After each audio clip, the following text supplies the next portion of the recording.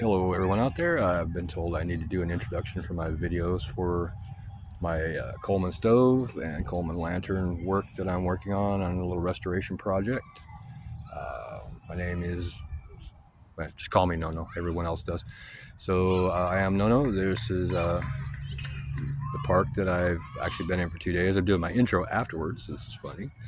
But we will proceed. I'll stitch these videos all together into one or two big videos, and you can see my progression as I do this restoration work.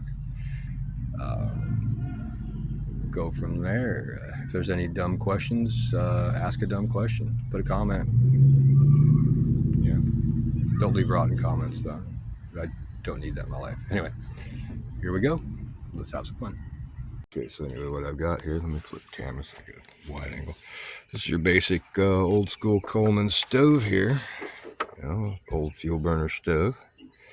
I'm gonna do this as a kind of, I don't know why I got into this, but I picked this up for $10 from a guy, side of the road, you know what I mean, kind of thing. But basically, I'll kind of go through what we got here. I know I kind of got the sun in my face, so I'll pull this around. But you got, see, it's a little dirty, and if you look, well, once I open it up, you'll be able to tell, but everything works pretty good. Latch is a little wanky, but these things were built out of basically pot metal. But we open this up here, and you got your basic Coleman fuel stove. Yeah. Okay.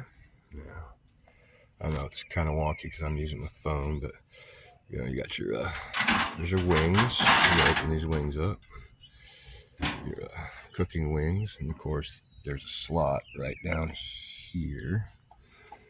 And these go right into, of course you can't see it, these go right into those little slots. It's got a little ear that sticks out. You can see it right there. It goes right into this slot, and then you can adjust your wings as you need to. There's no slot right over here. Kind of hard to see where I'm at. But you get your wing slot there. So, when you got it opened up, you got your wind wings on the sides. Okay, so this is your basic Coleman lantern, or Coleman stove, as it were, camp stove. And okay, we'll kind of get into it. So you can see the grate's a little wonky, but that's nothing that little steel wool can't take care of. And you lift this up. Actually, what I'm going to do is I'm going to pull these wings back in. Later on, I'm going to take the lid and everything completely apart. The lid comes off pretty easy. Everything on these things, these were designed to, back in the day when you could work on your own shit. Okay, anyway, it looks like I'm probably going to have to stitch these videos together. Anyway, we'll get there. I'll do part 1, 2, 3. Anyway, going back to, your date codes are not here.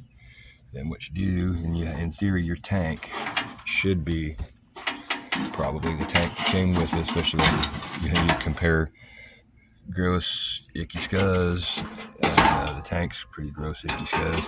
They're probably partners, probably together. But at that point, you pull your tank out. I'm trying to hit my phone. Pull your tank out, and if you flip it onto the back, and you look up under these little tabs. Now you probably can't see it real well with the camera.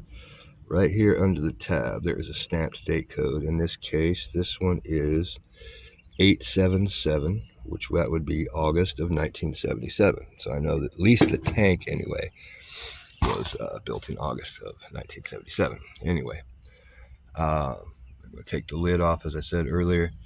I'm going to take the burner assemblies out. You can see they're a little hanky, but these aren't bad. These are not terribly bad, and there's a lot of rust on the the gas assembly. This is a really simple piece of engineering. Essentially what happens is your tank gets pumped up and it sprays fuel from this nozzle, which the nozzle, anybody watching probably knows how caps are. But this little nozzle, it feeds it through here. It feeds into this little bad boy right here. I'm doing this kind of blind, but it will feed into that tube right there. I'm just gonna put it all in, but it's really simple.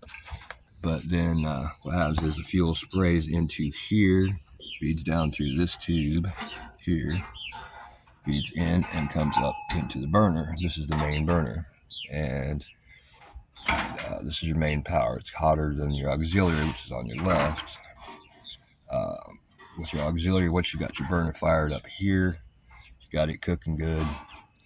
This tube is got also fuel in it, and then there's a little key back here. And when you open this up, you turn it counterclockwise like so. And here it needs a little TLC. I gotta do a little TLC on this one. I'm gonna get it looking like gnarly hot. But then this will open up and you can fire up your auxiliary. Now, when you fire your auxiliary up, yes, it takes a little bit of heat away from your main, so you have to adjust a little bit. Nothing huge, man. This is not rocket science. Actually, this is some of the best science. But as you saw that tube, I'll put that back in there for a second. This is actually called a generator. This tube that comes from the gas tank up to where it fits into the fitting, like so. You notice it does go right over top of the burner. But when you light this thing, you pump it up, pump, a little pump, old school, a little pump right there. You pump it all up, and you light your burner. What happens is with that tube being over top of this, the flame is around the tube. What's actually doing is vaporizing the fuel into a burnable vapor. Uses Coleman fuel, which you can put a brand name on. There's several out there. It's essentially white gas or naphthalene. A lot of times with these type of deals, these stoves and some lanterns, people have burned other things. Will it burn kerosene? Sure, it will burn kerosene. Alcohol, fuel, not like fuel gel, but like literally, a bottle of Everclear. It will burn in here, I guarantee you, and it will burn really hot, and there's a good chance you probably blow yourself all to pieces if you use alcohol. The alcohol vapor is very extreme. Just why people will run these on gasoline, okay? Not recommended. Buy the white gasoline, the naphtha, Coleman fuel. I'm old school. This was built by Coleman, and they make Coleman fuel, okay? Makes sense, right? Don't be a cheapo. And you can see with this one, if you look real close, you see there's two different colors of paint on here. You see this like a darker, and then somebody has gone along and painted this with a different color. Now, there's a lot of question as to when putting these back into, I want to make it look all pristine and pretty. Is there an official Coleman paint color? No, there is not. Coleman has changed their paint colors even during a production year. They have changed in midstream. So is there? No. Really, the recommended colors for a lot of the restoration people, you use the Rust-Oleum products. There's a dark hunter green, which is what I will be painting this with. And then there are two opinions on the red for the tank. One is safety red, and another one, I can't think of it on top of my head right now. But this is my project. Like I said, I'm going to clean all these bars up. Probably once I get the burner assemblies taken apart and clean those up, while I got it all gutted out, I'm going to get the high temp barbecue paint. I'm going to paint the tubes and do those in just a high temp black, and do this as a forest or dark green, dark forest green. And I'm going to knock all this rust as much as I can out of it. Take the lid off, repaint that. I'm going to mask off the original Coleman, the tags, like on the tank. I'll mask those off when I paint it. And, we'll go from there, yeah. So this is where I'm at. So, we'll see. Okay, so here I am at Onslow Pines Park. I picked this as my spot to work on the Coleman. So it was where I've got to. I kind of didn't film a lot of this stuff, but I took the top off there. Haven't cleaned the wings or anything up yet. Did a little cleaning on the fuel. It looks a little better. Still gonna need some paint. This is what I've done. I've basically gutted it out. I've got my burner up here. I have not touched it as of yet. You can see all the steel wool, all this good stuff. And this is the bottom under the burner plate. I decided to go with just a barbecue black. And I've decided what I'm going to do here. I am actually going to go back to the green, but I'm starting with, you can see I've still got green there. But I'm going to paint a good coat of the barbecue black on here. And I'll see a spot that I messed up here. Go ahead and hit that while I'm at it. I'm just using the old Krylon, or not Krylon, what is this? Rust-Oleum. Barbecue, high-temp barbecue black. I'm going to get a coat of this on here. Not really too worried about leaving spots. But what I'm going to do is, at that point, let this cure up for a day. And then I'm going to spray it with the more familiar Coleman green, dark forest green, which is not so much like that bright green as it's more like that kind of green. But like I said, I have not tackled this. You see the lid is still just absolutely filthy. And I have not tackled into the burner parts yet. That's going to be kind of my next project here in a few minutes while coats of paint are drying, and go from there. We are back here. Here's the inside. I've got everything. Everything's black now. I went ahead and put black paint on, and I did start tearing down the burner assemblies, and I'm painting them black. I think I will actually paint them fire engine red at some point. But there's the inside plate. Still have not got to the cover. I haven't even touched it. But I did take the burner apart and use the little burner rings. Pretty much cleaned those all up. They're really looking pretty shiny. Well, shiny as they're going to be for being, God, I don't even know how old. About 40 years old. 50 years, 40? Yeah, what, 40 something years old. Anyway, 1977. So this is this is my project. This is what it looks like laid out at the park. I probably look like I'm some kind of crazy man out here, but there's the part of the burner assemblies there. I painted those, and in a minute here I'll be reassembling some stuff and letting it all cure for a day, or at least overnight, and then be back out, probably same spot, probably different time, and I'll start in with the forest green, painting the cabinet and whatnot. So I probably won't do the lid and the wings. I won't do the black, simply because there's really no point. They never get temperatures any that hot. And then I did a little more cleaning on the tank. It's looking pretty decent. Probably down the road in this valve here, somebody has, if you kind of look down in there, some gunky stuff right below the valve where the red meets the valve.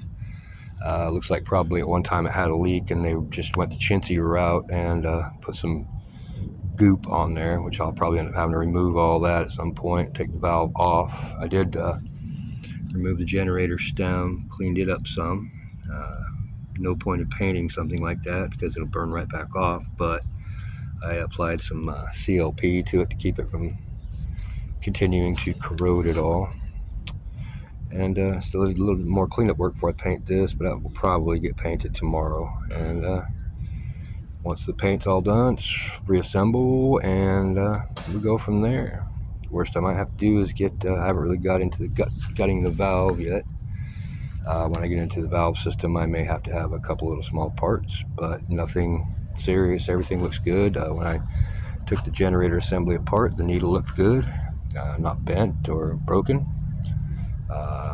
So I think we're looking pretty tasty at this point. So there we go. Okay, now this is where I'm at finally. Okay, so I've got everything black. Burners are done. Still have the tank to do, but everything's been reassembled back except for the lid, which is over here, and I have not. I've washed it off, but I haven't done anything with it. And just a short version for anybody who needs to know in the future what kind of tools it really took. It's really simple stuff. Socket sets, you really don't need the whole set. What I've got here, I've got kind of assembling this as I go. I've got some wire and nylon brushes, Walmart. Good old steel wool, can't go wrong. A couple of screwdrivers. You're going to need a Phillips. You're going to need a standard. Your socket wrench, you're going to need a 7/16 and a 5/16. Okay, 5/16.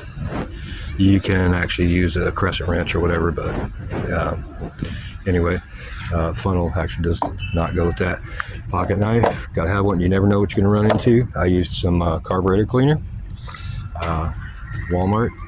That's just, nice thing about carburetor cleaner, you can spray it on to blow stuff off, kind of like using canned air, but then it runs off and it evaporates and it's gone. For the paint, I use good old-fashioned, Rust-Oleum. Krylon works too. What I've done is, like I said with the video before, I've done just high temp paint for now. I'm gonna let that cure. I've got a couple spots that I have to touch up because I did do the burners. But I'm gonna, go with the 100 green on this, and I'm going to do the red, sunrise red, which is about as close as you're going to get.